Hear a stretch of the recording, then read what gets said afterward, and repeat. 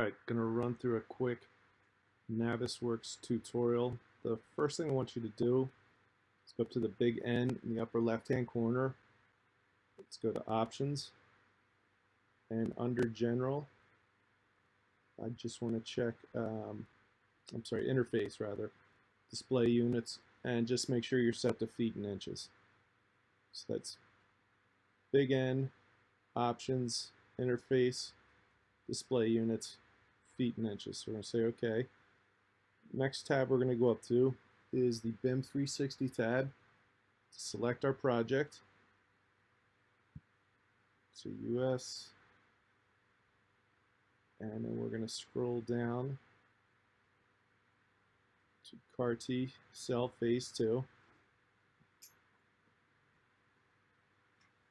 and select the CAR-T coordination model. It's updated as of yesterday. We're going to open that model up.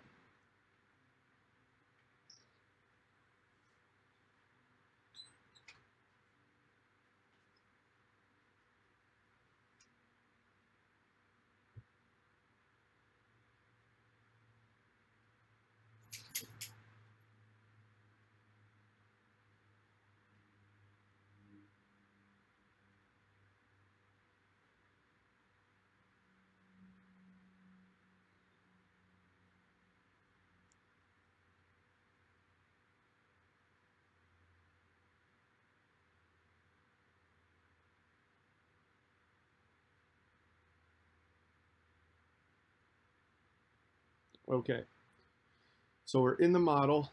On the left hand side is the selection tree. If that's not there, you come back to Home, come back to the Home tab. We've got selection tree.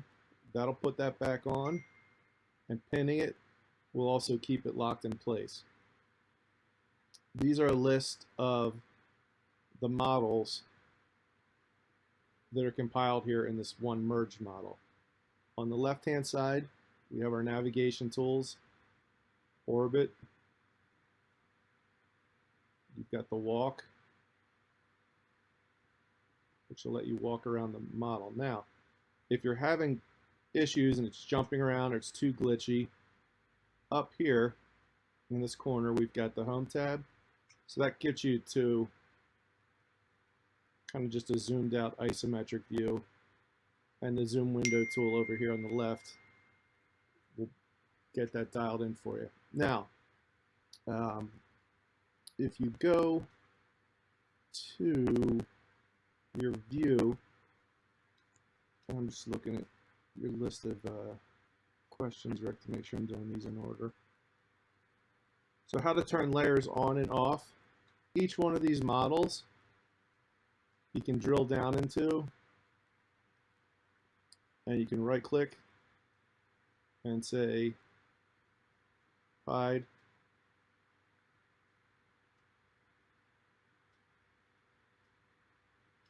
unhide, and this will let you drill down to the different items. Now if there's something you found that you wanted to work on, if you right click on this,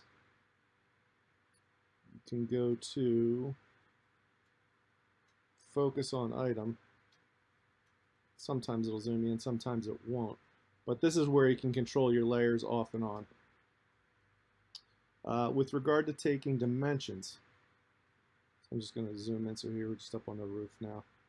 I'm going to click over here to deselect my model, and under review you've got your measure tool. You can do point to point, angle, area, point to line. Point to point is the one I typically use. Now one thing that's useful with this tool, when you select point to point, if you hit this little arrow, it gives you all these coordinates. What this is useful for is, let's just say we wanted to check the floor elevation. I'll use this a lot for getting elevations. I just click 2 points on the floor. It says, okay, my floor is 0, 0. My roof is 29'3", and then this will let you pick. So if I wanted to get, so that's going to give you 3 dimensions. It's going to give you the X, Y, and the slope distance. So you can see that's 34 feet along that point, 17 there. And where is our Y? That's weird. That doesn't seem accurate.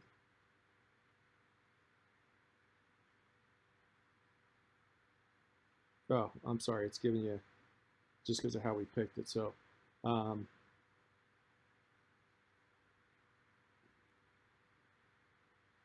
then you also do have these locks. You can lock in the x-axis, x, y, and z-axis, perpendicular, parallel. So perpendicular is just going to measure in that direction. So it gives you 16 feet in the z-plane, and I'm sorry, 1 foot in the z-plane, 16 feet in the y.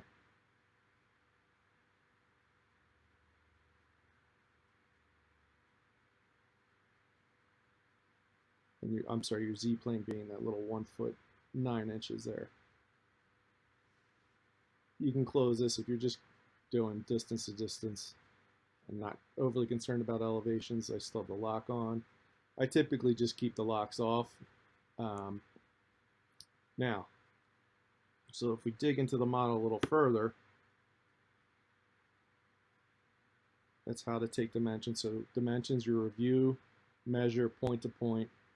And this arrow brings out all the X, Y, and Z gory details, and as well as giving you the ability to check elevations within the model. For sectioning, sorry, if I go over to viewport, enable sectioning. So if it jumps to this default plane, you can come up here. So this is just what was ever the last plane. I'm going to turn that off. What I like to use a lot, depending on where you are in the model, is you can have multiple planes as well. So we're just going to do plane 1. If I turn that off, it gets you zoomed out. So I'm going to do plane 1. Actually, I'm sorry. Slow down a bit. Enable section. Alignment, I'm going to say align to surface.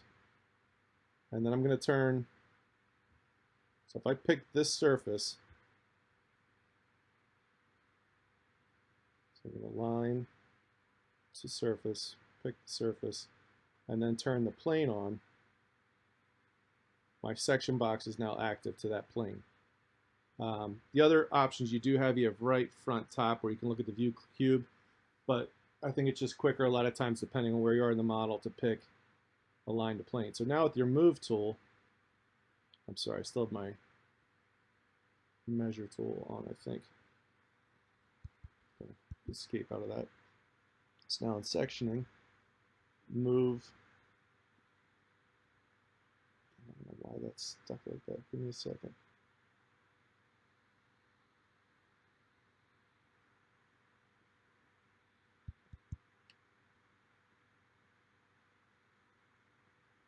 All right, so I cleared my measuring tool.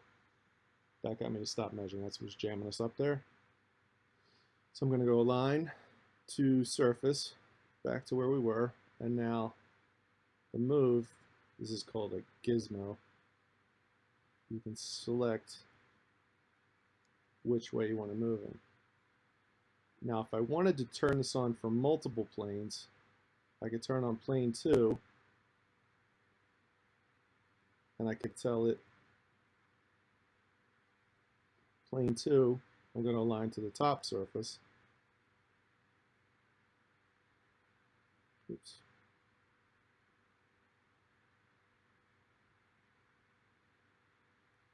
So now I can section down in, oh, I have to link the planes. Now that they're linked, that's going to let me section in either direction. So if we want to zoom in,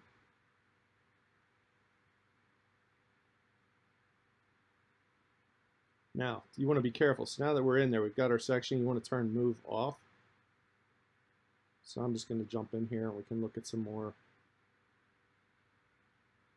of the measuring tool. So I'm going to go back to review, to measure point to point, and I can get distances.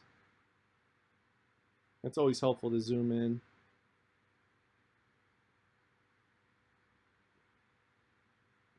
Because it'll give you the line work to see what you're actually reviewing. So now you always want to clear out of the measurement tool. That's what I forgot to do earlier. So that's giving you 2 feet 2 from that point to the floor. You can do face to face if I turn on the perpendicular.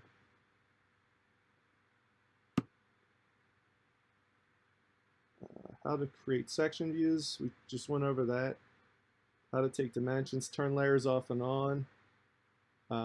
If you wanted to turn on, let's say these, I guess these are diffusers. I'm going to select a diffuser, and it tells you where you are over in the model tree. So now I could turn all those. So you can see they're all highlighted blue, and I could, if I needed to hide those, I could click hide or right click over here and hit hide. So that just turned all those off. So now I could come back over here, right click, turn them back on. So every time you pick an element, it shows you where it is in the model tree, and it drills down pretty far. So it tells you it's in the mechanical model, PCAD, M grill, and then these are all your grills and air devices in that layer. If you wanted to get more extended properties on an element, I just went to properties.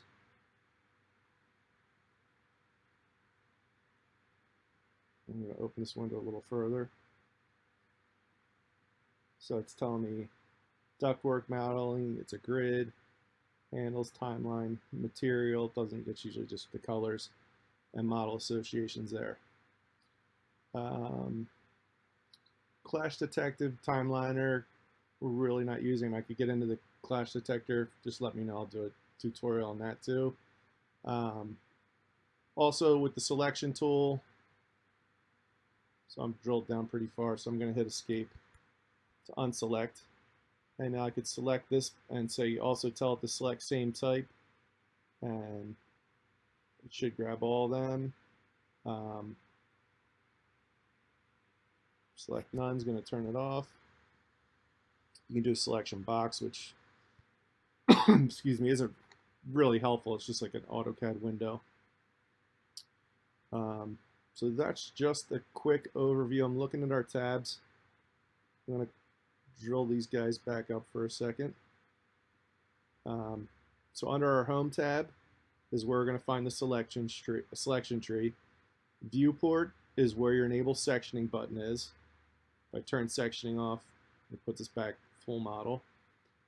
Within the sectioning tool, we can do separate planes, and then plane 1, you define where that plane is, and I'm going to say, I'm going to do, instead of trying to figure out where I am, top, right, bottom, I'm just going to say align to surface. So if I picked the face of this diffuser, that's going to put where my sectioning tool is. So that was review sections. One thing you want to go look at, so here, if you're trying to walk through the model, I usually set this navigation button. This is very helpful and important. For some reason, it always puts in this crazy speed. I usually set it to 10 feet per second. So now, when I'm walking through the model, I'm walking like that. I'm not running at an insane rate. You've got the look around tool. So once you're in that spot, you can look up, orbit, let you orbit in place.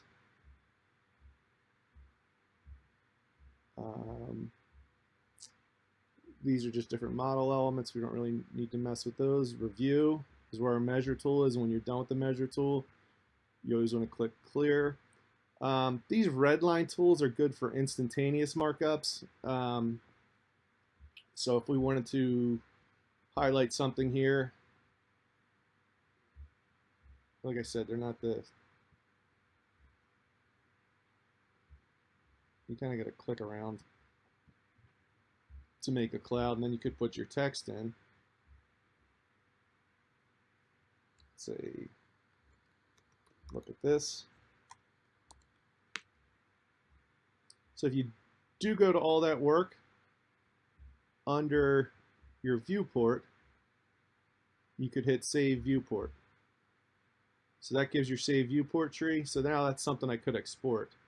I could right-click on that and say Export Viewport, and it'll make it a JPEG that you could email to somebody. So that's a little helpful tool. But then I think once you scroll around, you lose all those markups. Animation we really don't need to get into. Viewport, I'm sorry, view rather. Show grid, we'll show our column line grid. This kind of moves it around. It's not the most aligned tool in the world. Output, we're really not going to use. I'm going to turn off enable sectioning. BIM 360 is how we load up. Render, Procore. I'll touch base. This is something I'd like to get this model on Procore if it's not already. The other thing you had asked about, I'm going to go to the top view and asked about exporting 2D plans. Navisworks really isn't built to do this very well. We have a couple of options where we could come up to export a DW, those are 3D. Our save as options are limited as well. It really only gives you Navis files. Your best bet is if you needed something like from one of the native models, we could go into AutoCAD and make something 2D. But there really isn't any great 2D tools. I'll play around with it, but it's just not something that it's built for. We could print to a PDF. So you could pick your, where's my Bluebeam PDF, and it'll print it to a PDF file. That may be helpful. So that's just a quick 15-minute overview. Hopefully you didn't hear my son's drum lessons in the background. And just give me a call if you need anything else. I'll be talking to you the next day or two about, I've talked to John Huggins getting a full wrap-up plan of attack and getting things tightened up for Mr. Rogers.